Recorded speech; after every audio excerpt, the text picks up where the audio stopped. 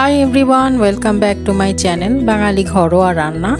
আজকে একটি মজার এবং খুব ইন্টারেস্টিং একটা রেসিপি শেয়ার করব আপনাদের সাথে।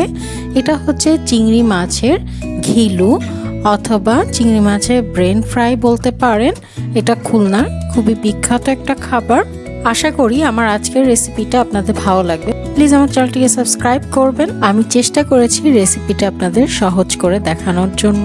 এখানে আমি হাফ কেজি ঘিলু নিয়ে নিয়েছি। চিংড়ি মাছের ঘিলুটা এরকম করেই বাজারে কিনতে পাওয়া যায়। এখন আমি এটাকে চামচ দিয়ে হালকা একটু ফেটে নিচ্ছি যাতে কোনো দলা না থাকে। ফেটা হয়ে গেলে আমি দেখিয়ে দিচ্ছি আর কি লাগবে। এখানে আমি বড় একটা পেঁয়াজ কুচি নিয়ে নিয়েছি, আর নিয়েছি হাফ চা চামচ হলুদ, স্বাদ মতো লবণ, আর 4-5টা কাঁচামরিচ এভাবে ফালি করে নিয়েছি। এখন আমরা চুলায় চলে যাচ্ছি। চুলায় আমি একটা ফ্রাই প্যান নিয়ে এখানে 2 টেবিল স্পুন সয়াবিন তেল নিয়ে নিচ্ছি।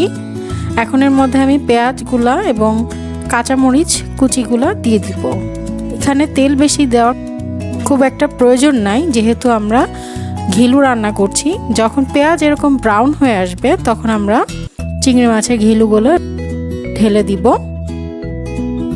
চিংড়ি মাছের ঘিলুগুলো দেওয়া হয়ে গেলে এখন এর মধ্যে আমি লবণ আর হলুদটা দিয়ে দিলাম। দিয়ে এখন আমি এটাকে খুব ভালো করে নাড়াচাড়া করব। আর আমি ঝাল একটু পছন্দ করি, তাই আমি এখানে হাফ চা চামচ শুকনো মরিচ গুঁড়া দিচ্ছি। এটা টোটালি অপশনাল, এটা না দিলেও হবে। এখন আমি এটা নাড়াচাড়া করে ঢাকনা দিয়ে ঢেকে দিব 10 থেকে 12 মিনিটের জন্য, যাতে এটা সিদ্ধ হয়ে আসে। 10 থেকে 12 মিনিট পরে ঢাকনাটা তুলে এখন আমি এটা ভালো করে নাড়াচাড়া করে নিচ্ছি। এখন আমি এর মধ্যে 1 চা চামচ ভাজা জিরা গুঁড়া এবং 1 চা চামচ গরম মশলা গুঁড়া দিয়ে দিলাম। দিয়ে এখন আমি খুব ভালো করে নাড়াচাড়া করে নিচ্ছি। এখন চুলার জালটা মিডিয়াম লোতে রেখে এটাকে আস্তে আস্তে ভাজা ভাজা করে নিতে হবে এবং উপরে হালকা তেল ভেসে উঠবে। আমি চেষ্টা করেছি আজকের রেসিপিটা খুব সহজেই সিম্পলভাবে আপনাদের তৈরি করে দেখাতে। আমাদের চিংড়ি মাছের ঘিলু রেসিপিটা তৈরি হয়ে গেছে। আশা করি আজকের রেসিপিটা আপনাদের ভালো লেগেছে। ভালো লাগলে প্লিজ সাবস্ক্রাইব করবেন। সবাই ভালো থাকবেন। আল্লাহ হাফেজ।